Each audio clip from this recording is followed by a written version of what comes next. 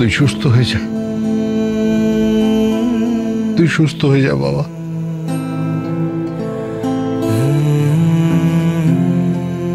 পিতাকে সন্তান হারানোর শোক দিস না, সে যে বড় দুঃসহ, বড় কষ্টকর, বড় যন্ত্রণাদায়ক।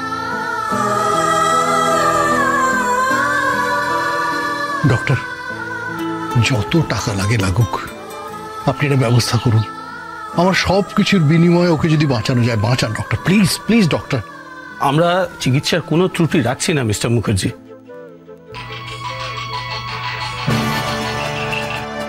Hello dad.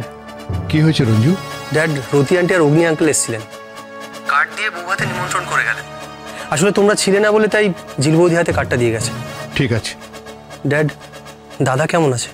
ভালো নয়, তবে বিলিভ ও সুস্থ হয়ে উঠবে। ও এতদিন সমাজের সাথে কথা না বলে, কথা না শুনে লড়ে গেছে। ও লড়বে, he has to fight back. ও সুস্থ হয়ে উঠবে।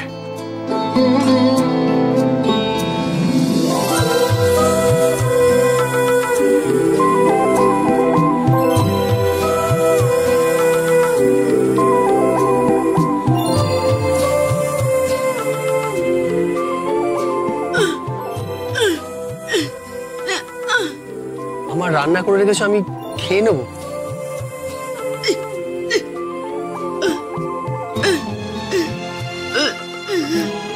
বৌদি, তুমি এই অবস্থাতেও সবার খেয়াল রাখছো? বোনকে দেখে কিছু শেখো, কিছুই তো করো না।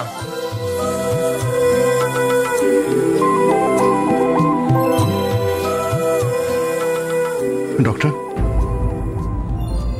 কেমন দেখলেন?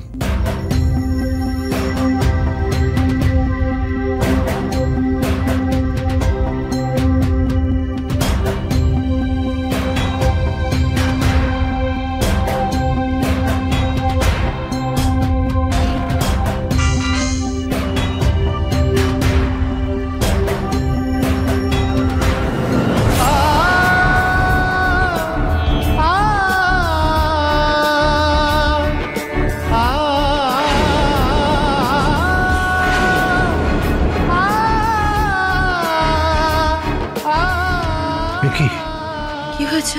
এই দেখো, দেখো,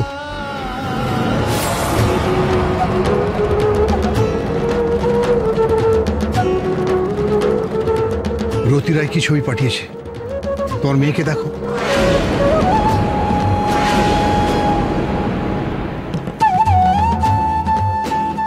আমার মেয়েকে দিয়ে ওরা বাসন মাজাচ্ছে।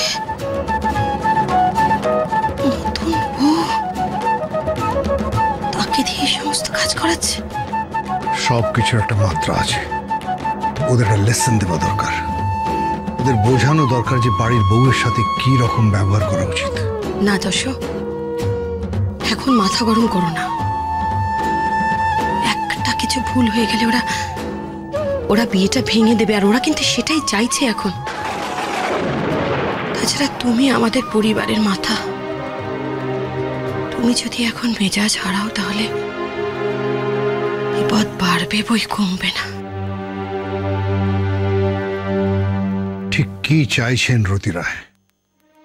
ওরা যশোজিৎ মুখার্জিকে চেনে না। আমি আমার মেয়ের কাছে যাব না যশো, এখন যেও না। বউ ভাতে যাবো, আর তখনই যা বোঝাপড়া হওয়ার সেটা হবে।